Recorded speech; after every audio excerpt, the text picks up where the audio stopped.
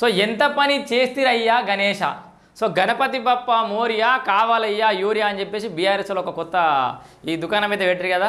So ఎడబడితే ఆడ ఎగిరిరు కదా urea సంచులు పట్టుకొని. ఇగో ఆఖరికి ఒక గణపతి విగ్రహాన్ని ప్రతిమను తీసుకొచ్చి ధర్నా చేసి ఆ దేవుని ఆనే రోడ్డు మీడ్స్ పెట్టిపోయారు. ఇగో బీఆర్ఎస్ అంటే ఇగో గిట్లుంటుంది. జై శ్రీరామ్ అంటే కడుపు నిండదని డైలాగ్ లేచుడు, మళ్ళీ ఆఖరి పోయి కడుపు నిండా అన్నదానం కాడ తినొచ్చుడు కేటీఆర్ శైలి మీకు తెలుసు కదా. సో ఇప్పుడు వీళ్ళు ఏం చేశారట, గణపతి విగ్రహంతో నిన్న నడి రోడ్డుపై ధర్నా రోడ్డు పక్కన వదిలేసిన బీఆర్ఎస్ నాయకులు చూడరు. కనీసం జరంత పక్క పెట్టుడో ఇంకేమన్నా షెడ్లో తీసుకుపోయి పెట్టుడో నిమజ్జనం చేసుడో.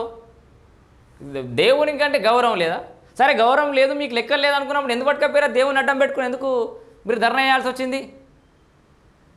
ఇప్పుడు మాట్లాడాలి హిందూ సంఘాలంతా ఎంబడ వాడాలి, వీళ్ళు ఎంబడ ఈ ధర్నా చేసిన వాళ్ళు ఎంబడ. ఇగో బొజ్జ గణపయ్య ఇదేందయ్యా ఎంత పని చేస్తారయ్యా గణేష అంటూ జనం ఆగ్రహం వ్యక్తం చేస్తున్నారు.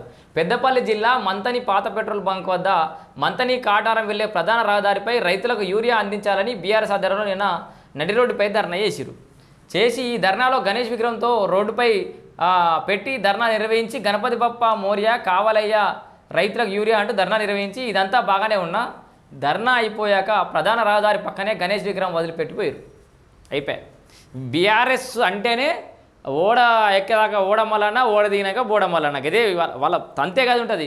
ఇప్పుడు కళ్ళు దిగినాయి, మునదా కళ్ళు ఎత్తికెక్కుతుండే దిగి ఇప్పుడు వరదల ప్రాంతాలలో అక్కడ ఇక్కడ జర తిరుగుడు, ప్రజలలో తిరుగుడు, ప్రజాచిత్ర తిరుగుడు ఇప్పుడు మొదలైంది. అధికారంలో ఉన్నప్పుడు ఆకాశం ఉన్నారు వాళ్ళంతా. ఇక ఇప్పుడు కూడా గట్లే చేసారు గణపతిని.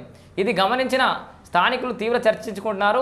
బీఆర్ఎస్ ధర్నాలో కనిపించిన గణపతి విగ్రహం రోడ్డు పక్కనే వదిలి వెళ్ళడం ఏంటని మాట్లాడుకుంటున్నారు.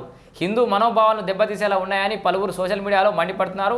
విగ్రహం రోడ్డుపై పెట్టి వెళ్ళడం పట్ల మంతనిలో చర్చనీయాంశమైంది. చర్చనీయాంశంగా దుమారం రేపాలి దీన్ని. ఇక బీఆర్ఎస్ వల్ల దుకాణం గట్లుంది.